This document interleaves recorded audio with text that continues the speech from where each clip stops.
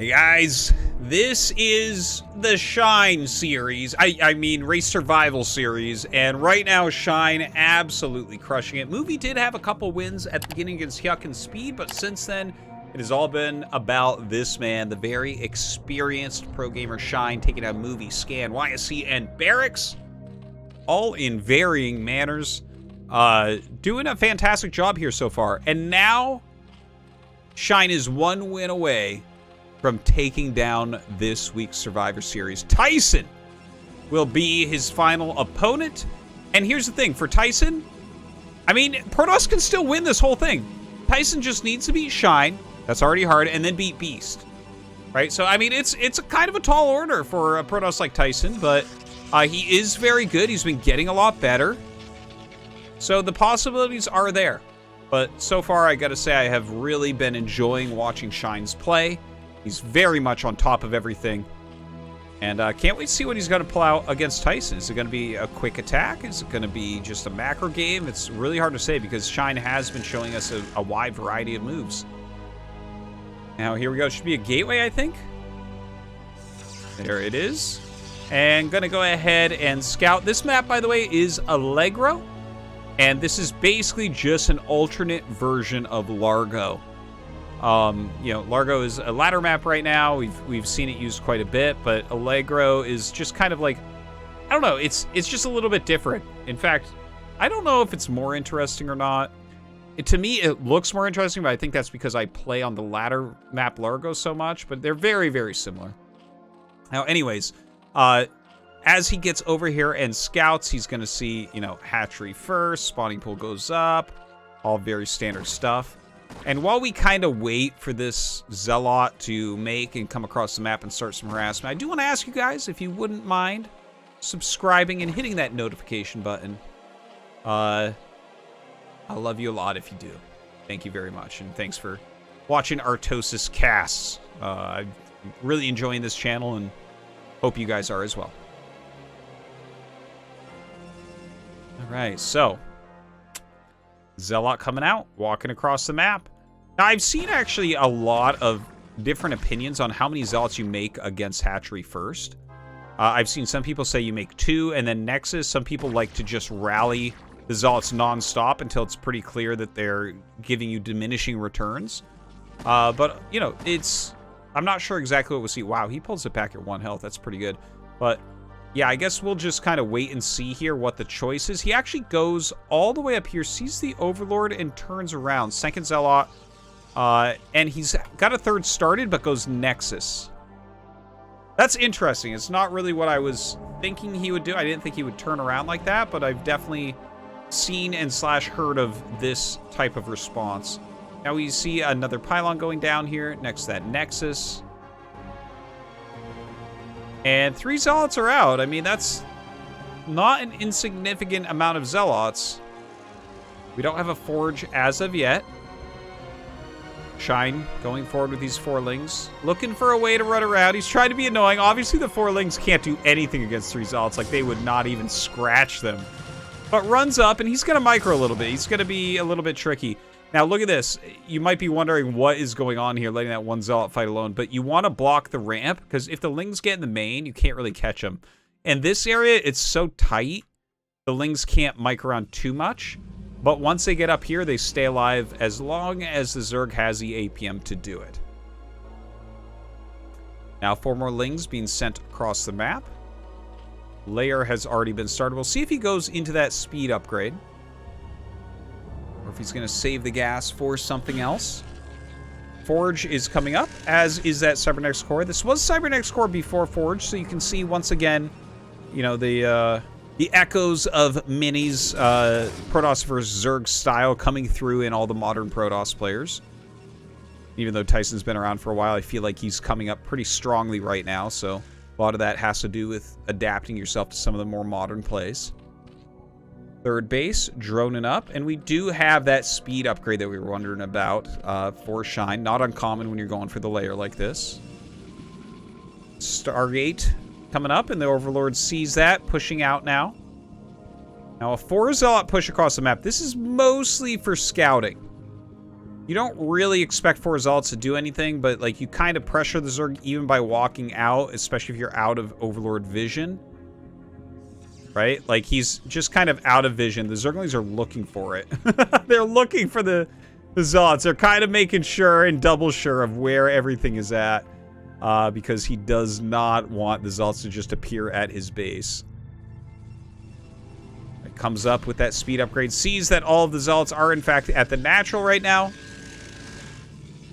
Citadel coming up. And I mean, honestly, everything looks pretty standard right now. Macro hatchery here. We should be seeing at least 1, probably 2 macro hatcheries up here to help with the Sim City for Shine. The Spire is going to be finishing up relatively soon. And certainly we should see 4 Scourge with that, but we'll see if he wants to switch into Mutas afterwards. It's been very trendy lately to open with the Scourge, push the Corsairs back, and then when they don't have the information, you make the Mutas. Hydralisk Den at the natural.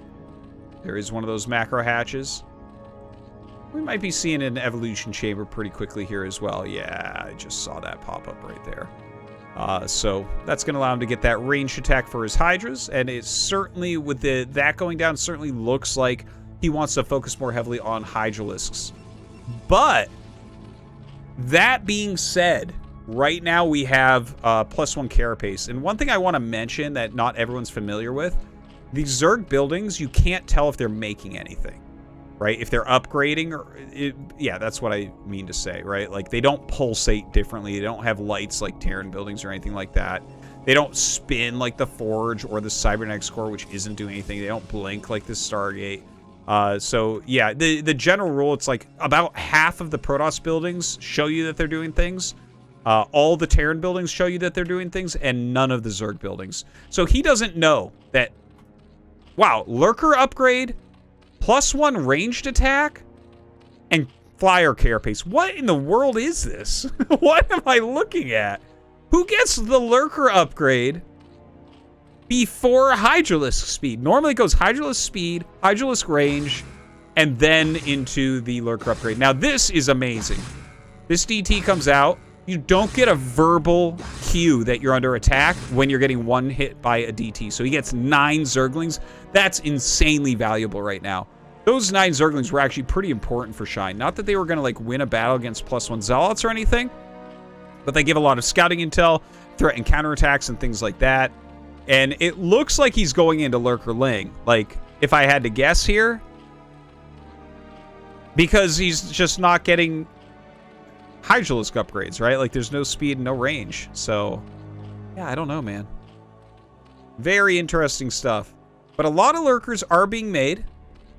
BT trying to slip its way up into this 3rd base and sees Lurker eggs, right? So, it's... Tyson knows he's going to have to throw down a Robo really quickly here. I think he knows. I think he saw it. Oh, this is pain. Trust me, you'll only do this gateway placement 1 time. It's stuck. It's actually probably worth it to make a shuttle to get that out once you get your Robo. Okay, a couple Scourge coming up for that scout.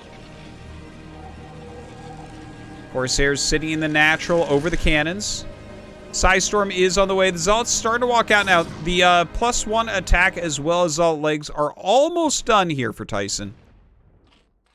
But he can't actually do anything because there's Lurkers out and he has no detection. You know, he must not have actually seen the Lurker eggs when he walked up the ramp with the DT.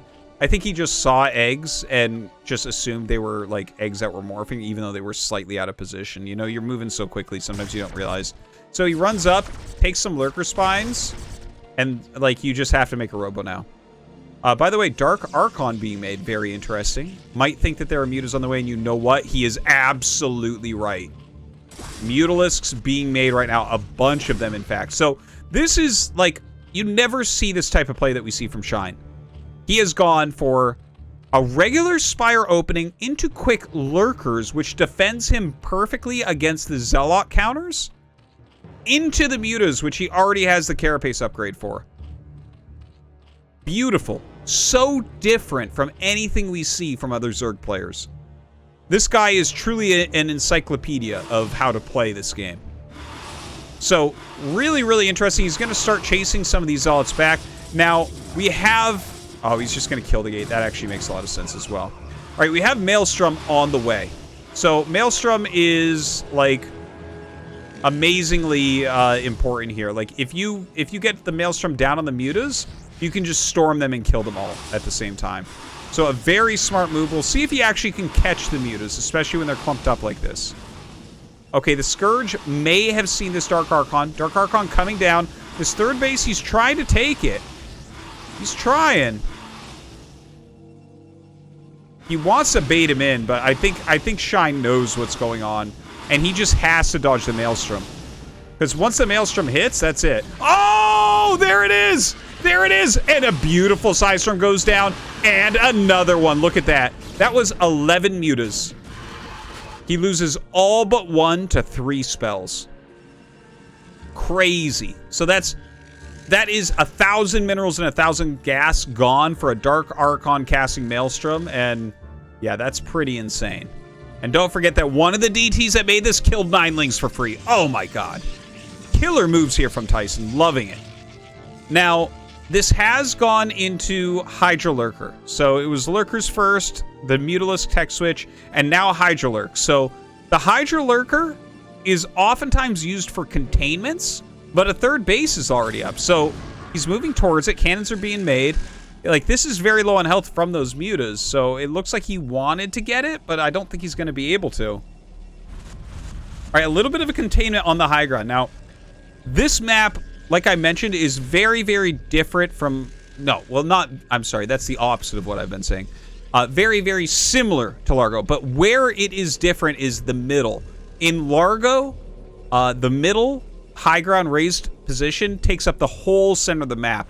Here we have these big wide open areas, but then also the high ground, which is very important and very powerful, but less so than on Largo. So this is going to be kind of the big difference. Tyson doesn't necessarily need to go up here, but this is a good area for flanks to come down. Now some lurkers set up in multiple locations. Observers coming out. The fourth base is being taken by Tyson. I like what he's trying to do here.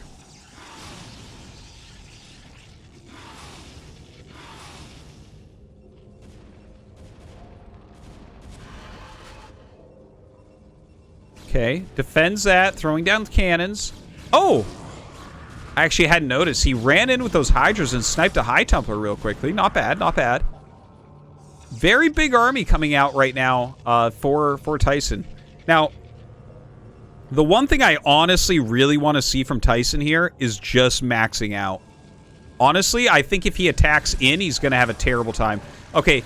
The main army here of Shine starting to attack into these Dragoons. Looks like the rest of his army going to try to come up here. How many storms does he have? This one does not have a storm right now. Unfortunately, there's a nice storm going down. But look at the amount of Hydras that Shine has fielded here, sending them all in at the moment. Dragoons coming in, wide range, but he needs support units. Dragoons will not beat Hydras alone. Okay, a good storm goes down. Another beautiful one here to the south. Ooh, Maelstrom being added in. The Dark Archon coming back with a powerful move right there. Does he have enough to break through the rest of this, though? It looks like he just does, but reinforcements coming. We need reinforcements from Tyson also. Oh, he needs to pull back from this. He needs to pull back. You can't be losing all of these Dragoons against those Hydras. Well, he actually does a pretty darn good job. And look at this, going to reduce the lurker count once again. Still a lot of hatches over here. Shine has an additional base as well. 50 drones for him. But how many Psystorms do we have left? Backs up into some of his cannons to help out. And there's no High Templars on the field. Only 8 gateways total. He can probably start adding additional gateways pretty soon, I think, because he's actually got 4 bases. 8 gates is what, like 2 bases, you can basically macro out at 8 gates. So definitely can add on to that relatively soon here. Big Hydra force coming forward. I like the cannon adds. Shine right now, trying to hit multiple locations. Like he's poking up here, he's trying to poke over here. And now we have Tyson actually run up for the engagement. But as the new lurkers burrow, he does pull back with the Zealots. Very smart move there. 2-1 upgrades against 2-0, so very close in that regard. A little bit better for Tyson.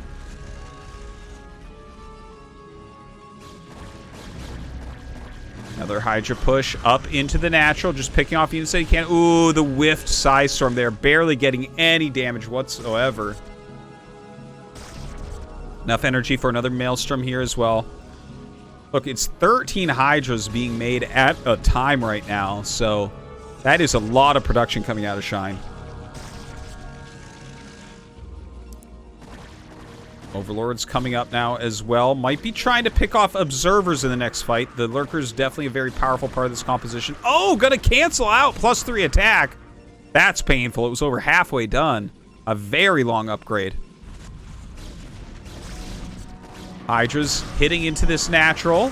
And here we go, pushing forward right now with his big, massive Hydras. Do we have that Maelstrom? No, not being cast as of yet. The flank from the north comes down. Does he have some more Psystorms in here as well? Yes, it looks like he does. Needs to get that cast, though, immediately. The Dragoons starting to be reduced in number. Oh, no, a couple High Templars being picked off before they can cast their storms. 74 energy on that last one right before it died. Such a painful moment. Now some Observers being picked off as well. Tyson still has 4 bases. So it's like this is still doable. More gates are being added on.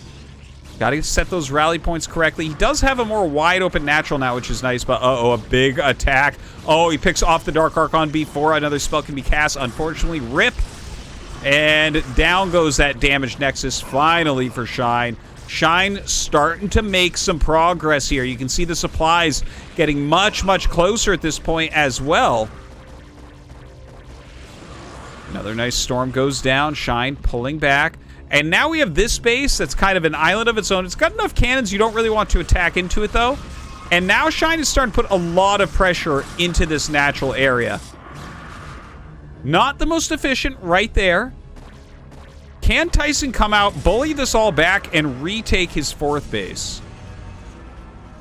Supplies are even, which it bodes well for our Zerg player. Couple storms go down. Oh, that second storm actually does a better job than I thought it would.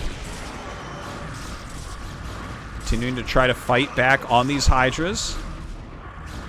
Seems like Shine just always has just enough that the fight is not going well for Tyson. He's just barely edging ahead every single fight that they have right now. All right, Tyson withdraws with that whole group. We actually have a probe in the bottom left, so Tyson might try to sneak an expansion here. Wouldn't mind seeing it. The thing is, he needs to get more High Templars. You want it to, when you're playing against something like Lurker Hydra, where they aren't going into Hive Tech and it doesn't seem like they're going to, you want to get more and more and more supply, more and more storms, Dragoons, just upgrades, things like that, and kind of outscale them as you go higher in those unit counts. But he's having such a hard time doing that. Trying to connect his bases once again, comes out, a decent storm there, a really beautiful storm to the north, but not enough units to actually hold on during all of this. The Dragoons being absolutely pummeled by Hydras. Very one-sided matchup there if you don't have the support to take those Hydras down. Some Zealots coming out, doing a little bit better job, but the Lurker helping out against those immensely. The Archon being blown up in a matter of seconds. And Shine pushes Tyson back once again, looking for an undisputed victory here for Shine. Zerg wins Week 6.